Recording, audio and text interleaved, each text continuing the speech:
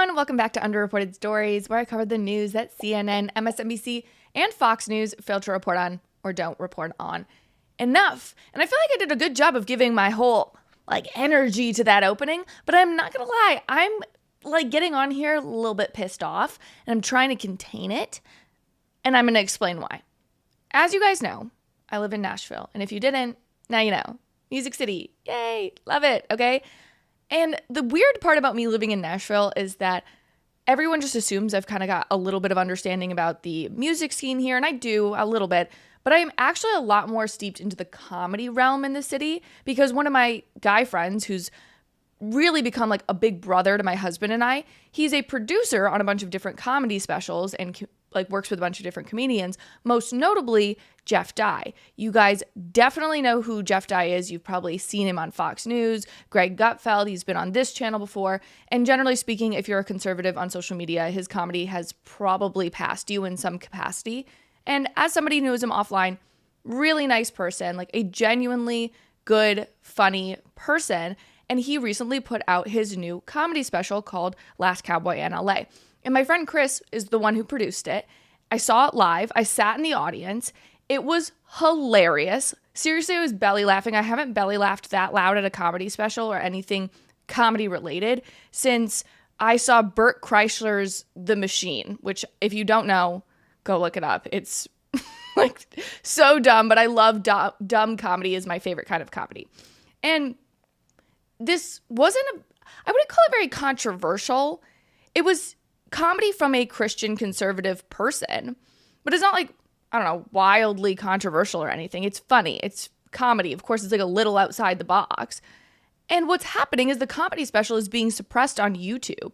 So apparently, if you're not logged in and you type in Jeff's name and then Jeff Dye comedy special, if you type that in, it doesn't pop up. And not only that, it won't show you the thumbnail of the comedy special, which is a blue background with Jeff Dye's face on it that just says Last Cowboy in LA. It's not controversial at all. It literally has warnings on it that censor people from watching the video. And I just have to assume it's because the guy is conservative. Because if you go onto YouTube or you watch any comedy special from a female liberal comedian, you get to listen to that bitch talk about her vagina all day. There's no censorship on that. But Jeff makes jokes about how trans people are a little weird, and that's got to be censored? It's pathetic. And then YouTube is going to do it under the guise of, well, there's profanity. I'm sorry. There's profanity? Welcome to literally everything. That doesn't mean it gets censored. That's YouTube.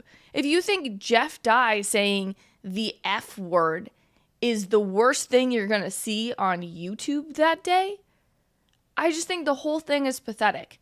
And if the same words, the same jokes were put on by some sort of liberal comedian, I don't think this censorship would happen.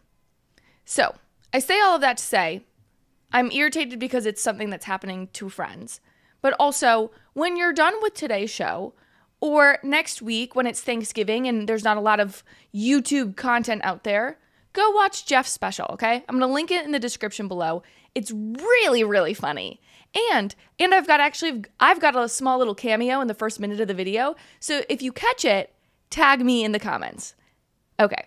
Anyway, before we get into underreported stories for the day, I want to talk about one of the big stories of the day in my opinion. And that is the disagreement that is happening over a Georgia judge's decision to give the illegal immigrant who brutally killed 22-year-old nursing student Laken Riley life without parole. Now, there are obviously those advocates for illegal immigrants who are just against the prison system. I'm not talking about their arguments, okay? They're stupid people. There are three legitimate competing thoughts on what was supposed to happen to get justice for Laken Riley. I'm going to explain the three, and then I want you to let me know in the comments which one you agree with most. First, Jose Ibarra deserves the death penalty for what he did. Now, it is worth noting that the death penalty was never on the table. It wasn't like this was the judge's decision. The prosecutors in this case did not go for the death penalty. Usually, I will note, again, it's easier for a jury to convict when they think they're convicting somebody to a jail cell as opposed to killing them. There's something psychologically that makes it more difficult for a jury to convict if that individual is being put up for the death sentence. And in order to ensure that people go to jail for their crimes, prosecutors may choose not to seek the death penalty. And that's exactly what happened in this instance. But I think the resounding pushback I have heard is that the prosecutors are woke for doing this and they should have gone for the death penalty. This guy doesn't deserve to live. The second theory, I think, is best articulated by people like Savannah Hernandez. If you don't know who she is, she's a journalist on X. She works with me over at Turning Point USA when we're both contracted over there. And she actually asked the question, why are we still footing the bill for this guy? As a taxpayer, we had to use our taxpayer money to fly this illegal immigrant into Georgia, where he committed this crime, from New York. Why are we still having to foot the bill for this murderer? Why is this Jose Ibarra should be deported tomorrow. He shouldn't even have the privilege of breathing the same air as imprisoned Americans. By the way, that's my exaggeration, not Savannah's, but either way, that is kind of the second argument that we should deport him for his crimes. And the third theory is that the sentence of life without parole is actually just because if we deported Jose Ibarra back to Venezuela, we cannot guarantee he'll live out a life sentence there or that he won't try to get back into America to hurt people again. Hey, Harper's here on set today. He's been really loving to get in the videos lately. I don't know what it is. I think he knows we're leaving for our honeymoon, and so he has come to get all the cuddles from mommy. Anyway, I gave you all the three theories plus a little rant about Harper, but my feelings on all of this are twofold because my emotions say, deport his ass. Bye. Get out of this country. Like, I mean it when I say you don't even deserve to breathe the same air as the criminals in America. For real. But at the same time, when I logically look at it, which is what this show is based in, we are always based in logic. I know that keeping a heartless human in confinement in perpetuity is probably the smartest thing to do. Now, I think the real smartest thing to do would have been to seek the death penalty and to have convicted him of the death penalty. But with that off the table, I think the sentencing was just. But you let me know your thoughts. Which theory do you align with most? I feel like most people will agree with me. But I don't know, I've been kind of off with you guys about what you are all feeling, specifically when it came to Matt Gaetz. But I am done talking about that guy. For real. I don't want to talk about him anymore. It's causing a little rift between us, and I don't need that before the holidays, okay? Anyway, let's get into our docket for today. Here is what we got going on for the rest of the show in terms of underreported stories. We have a TikToker threatening a congresswoman for introducing legislation that bars biological men from using the women's bathroom on Capitol Hill. Biden has been awfully quiet, but he did do something. He just awarded the Presidential Medal of Freedom to the former head of Planned Parenthood. Plus, I want to get your take on this viral vegan wedding story. So let's get into all of that. Without further ado, let's get into the 5 underreported stories that you need to know. Today's show is brought to you by Based, my merch line. If you didn't know this already, I'm an independent creator, and the best way to support this show is by purchasing my merch line that represents your views. Instead of just asking you guys for donations to fund my independent journalism, my business partner and I created a line of merch called Based Apparel. Based means you are the opposite of woke. It means you're based in logic, you're based in truth, you're based in facts. You get it. Head over to basedinlogic.com to check out our latest apparel. My personal favorite right now is the conspiracy theorist hat. And remember, when you buy merch, you are directly supporting me and this show. And when you get your apparel, please be sure to tag me on Instagram so I can repost you. You have definitely heard in some capacity how Congresswoman Nancy Mace introduced legislation that bars biological men from entering the women's bathroom after a transgender, we're going to call them a congressperson, was elected to office. Now, this has inspired some intense backlash from the left, and that's to be expected from the political left. But this is not just coming from the political left, but the mega online activist left, and it has gone so far as to make threats against Nancy Mace's life. Now, 2 videos I want to show you, but only one I actually can. One video is of a individual on TikTok going absolutely berserk, and we're going to pull that up. Second, I would encourage you to go watch this video. It's available on X in your own time. There are unhinged people calling Nancy Mace's staffers up and threatening their life, okay? So this has gone beyond just the Congresswoman and to the individuals that work for her getting their life threatened over this. So let's watch this insane Looney Tune TikToker. This video goes out to Congresswoman Nancy Mace. Congresswoman Nancy Mace, I hope that one day I do find you in that woman's bathroom and I grab your ratty looking fucking hair and drag your face down to the floor while I repeatedly bash it in until the blood's everywhere and you're dead. Thank you. I hope that Nancy Mace receives this message well. Kisses. The tolerant left, everyone. It's not tolerant at all. What's been really odd to watch this is the left's pushback has been resoundingly, what are women so afraid of? And then at the same time, I just want to show them this video and be like, well, did you miss the part of the video where someone said they were going to delete a congresswoman because they have different views? That's what women are afraid of. Those kind of people coming into spaces. And I've been hearing this argument, oh, well, legislation isn't going to stop this. Like, people will just come into the women's bathroom and do what they want to do. Isn't it nice to just like have some sort of barrier to it? Because it's creepy. It's creepy. And it's always interesting to me because men are not advocating against women being in their spaces because it's not the same threat. Women are under attack. We can't even call ourselves women. It's the most deranged thing to think that someone like the person we just watched belongs at the same restroom as us. It's weird. And I actually don't even so much as blame people, like the left loves to do this, and even some on the right will be like, well, we did kind of like go after them. Like, we did start this culture. No. You get insane response videos like this because the media on the left, and I say media broadly speaking, I'm talking about TikTokers, influencers, left-wing media, culture warriors, etc. Their narrative is that bathroom bills telling a trans person no is a threat to that person's humanity. I say, oh fuck no. A biological male is not facing the threat of life because that person can't do their shits or take a piss in a biologically female space. They might not like it, it might hurt their feelings, but that is not a threat to their life. And I know, I can already hear the debate back and forth. Well, they don't feel validated, therefore they feel they'll commit unaliving of themselves. I have to use it for the algorithm, guys.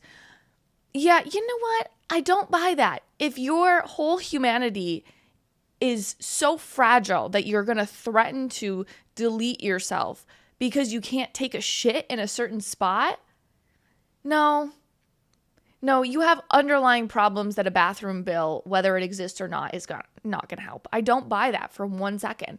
And I think the left needs to stop lying to their own about what issues are actually life-threatening and which ones are just disagreements that they don't like. Because in all honesty, this falls into the disagreements category, not the life-threatening category for an individual who identifies differently, okay? If anything, it's the other way around, where women should feel threatened that there are biological men in their spaces because we don't know what type of men are coming in under the guise of being women.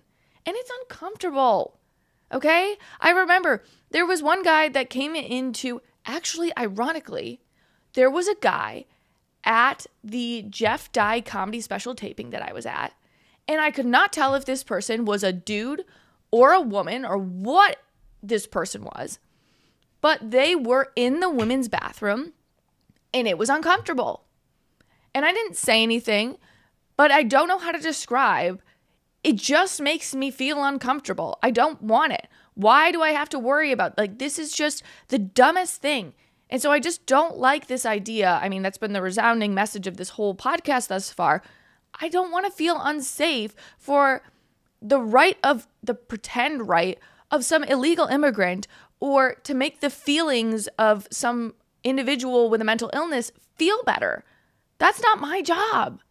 I just want to go to the bathroom in peace. Fuck. Is that so hard? I feel like I'm preaching here. Anyway, let's move on to our next story. Our next story kind of surprised me.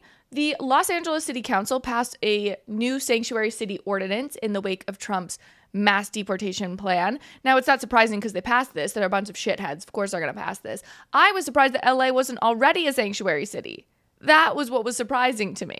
So we have some reporting here from the Daily Caller. Honestly, in full disclosure, pretty much all of our reporting today is from the Daily Caller, except for our final story is from the New York Post. Everything the Daily Caller is just kind of crushing it on the news this part of the week. But like I said, the Los Angeles City Council approved an ordinance designating the city as a sanctuary city. The council voted unanimously, aligning LA with the numerous cities across the U.S. that have adopted similar policies. Now, my big question here for you guys is, well, at least for Democrats, not for you guys, is like, how is this democratic? This article came out November 19th, which is like 2 or not even 3 full weeks past the election. We just had an election where something like this, should we make our city a sanctuary city, could have been put as a ballot measure on the ballot. Instead, what's happening here is that a handful of people on the city council have decided that the people of LA don't get to decide whether their city is a sanctuary city. They're just going to decide for you, which usually I would say, okay, it aligns with LA. LA wants this, but the people of LA just voted against all of this anti-law enforcement agenda put on by Democrats. Look at what they did with George Gascon. He was the very far left progressive DA attached to George Soros, far left guy. He was booted out of office by a more moderate individual named Nathan Hochman. This is incredibly strange to me that they would do it in such an undemocratic way. But again, the projection of the Democrats is so intense. They love to project this idea that Republicans are anti-democracy when they take every opportunity to be anti-democratic. And this is yet another example. They're doing all of this because, of course, Trump has named Tom Homan as his border czar. And if you haven't already seen my episode, I believe I titled it something along the lines of "I talked to the new border czar. Here's what the media isn't telling you." Feel free to go watch that video. It's a good video because I actually got to sit down with Tom Homan and ask him questions, and I give you some insight into all of that. But really what the media are trying to do, and what the city council in Los Angeles is trying to do, is trying to paint a fake picture of what mass deportations look like. They don't look like getting all of these individuals, these illegal immigrants, getting them with a net and just rounding them up in the middle of the night. It is a much more humane process and is a more paperwork heavy process than you would imagine, but it has to start somehow.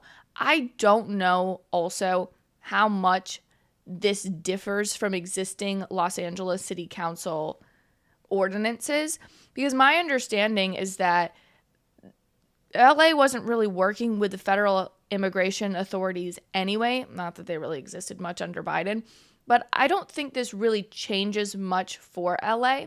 However, the only thing I will note is that this whole report coming out the week of Laken Riley's trial is really tone deaf. They're arguing, the city council, that this is a crime problem for them, if that makes sense. Like, they think that not a crime problem. They argue that this is like a workforce problem or something, which are kind of the same arguments that people make all across the country. And then to have an illegal immigrant so brutally, like, just so public in the headlines, like, why now? It just seemed really tone deaf to do it. I don't know. I can't explain it. It's just a feeling I have that it's a tone deaf look. But let me know if you agree in the comments.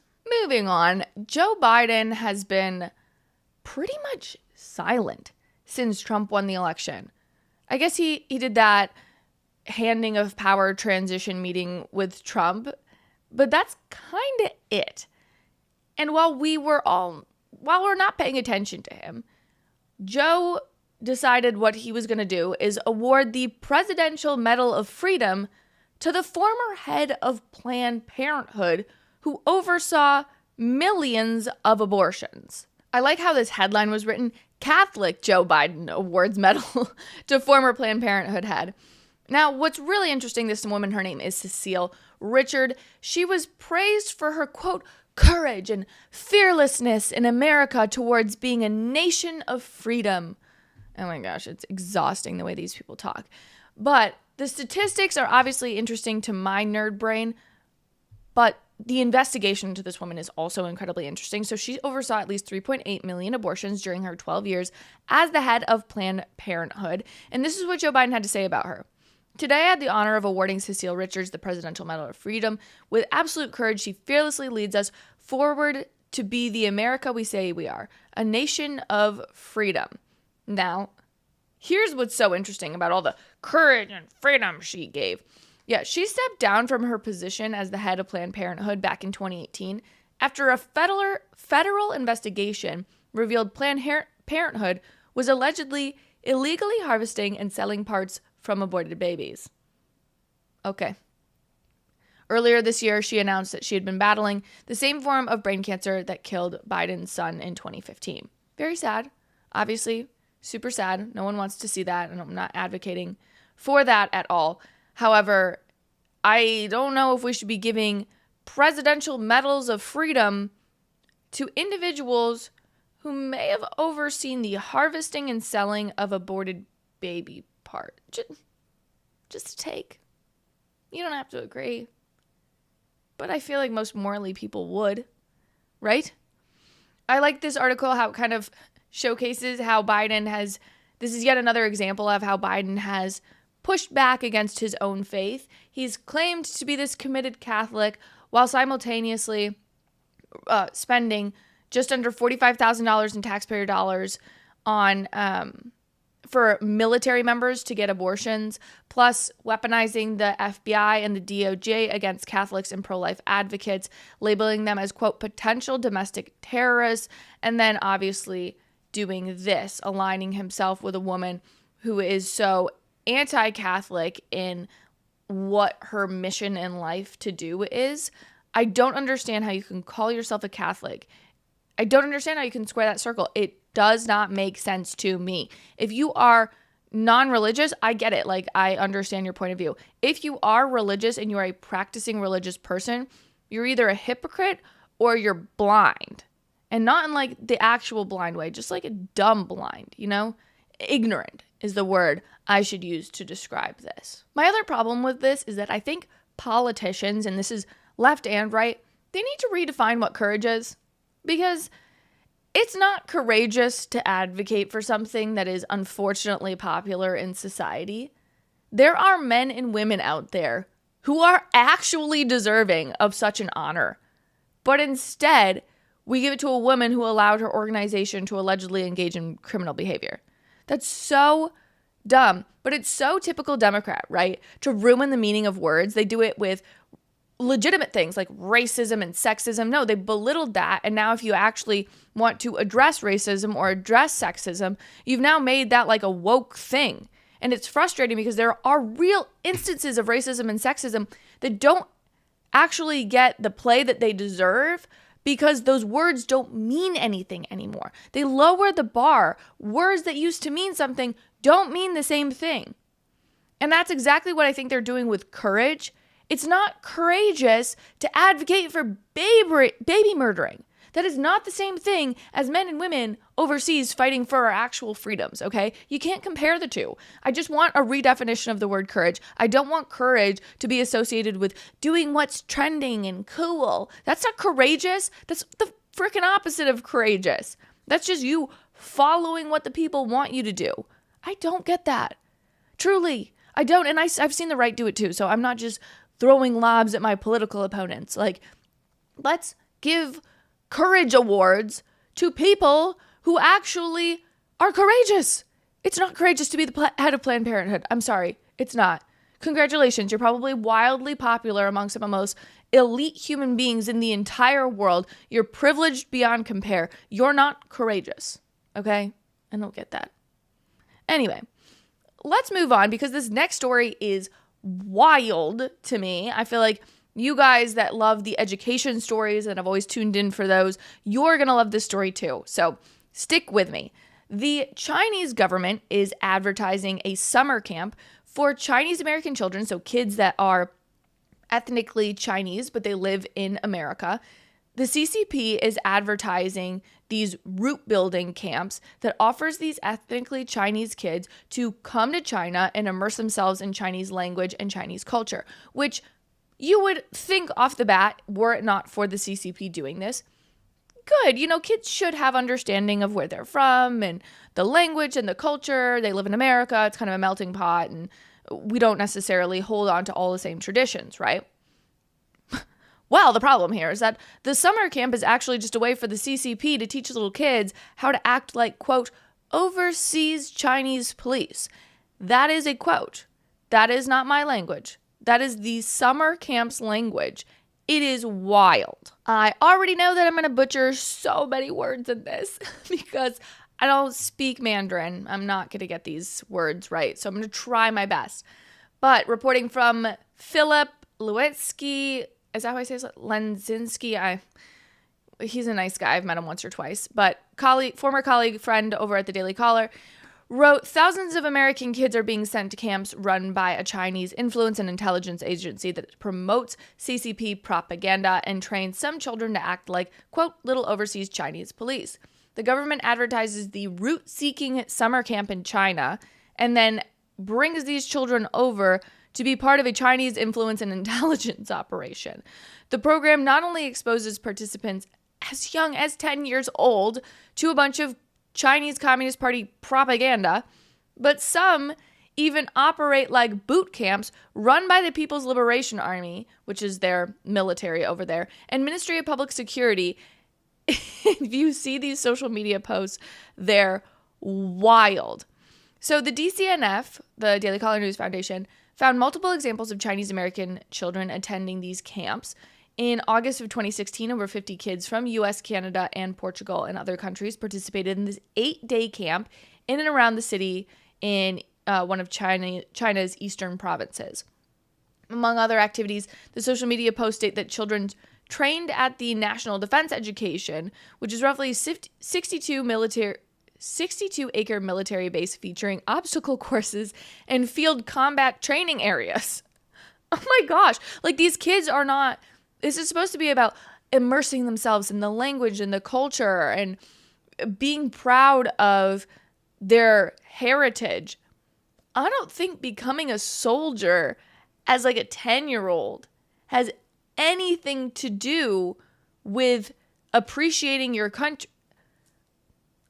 Even if you were to have an American summer camp where you eat hot dogs, celebrate America and how much you love the country, no part of that is like a military training.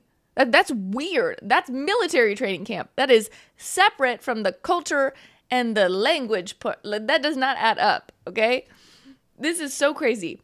The following year, campers from the US and the UK donned matching green shirts and camo shorts during 2 days of military training, okay? The children were marching, saluting, doing push-ups, and standing at parade rest under the watchful eye of People's Liberation Army. Imagine being a Chinese tiger mom, sending your kid to this like language camp, and they come back just yoked for a 10-year-old, doing push-ups and understanding how to be part of the People's Liberation Army because they bought into Chinese Communist Party propaganda. That is not what you do. Also, along with learning the drills, the kids also were familiarized, beginning in kindergarten, with toy weapons including knives, rifles, grenades, mortars, and shoulder-fired missiles. I'm going to pull this tweet up just to show you guys what it looks like. I'm not going to play the audio. Let's see if I can get this more. Oh, I don't know. Yeah, you can see this. This is wild. Look at these little kids. They're like little kids. This is not a language immerse in anything. If you're in the listening audience, you got to come over to YouTube to view this. These kids are like running through rings. They're in little military outfits, practicing running over hurdles. They've got fake toy guns. This would send any liberal into a freaking tailspin. And the kids are like celebrating by throwing their guns up in the air. This is nutty. What is happening? That whole thing made me think of that Taiwanese man that says, Donald Trump, don't trust China. China is asshole. China is asshole. Okay? They are. For real. And that clearly indicates that they have no problem going after young American ethnically Chinese kids in order to push their agenda on the world. But anyway, I want to get to our final story, which I don't even know if I would call this an underreported story so much as just something I want to talk about because it's nutty. It's nutty. So I just realized that there's a spider on one of my lights. Okay, I'm going to try and focus on finishing this show. We got it after. Ew, it's gross. Okay, speaking of gross, what a great transition.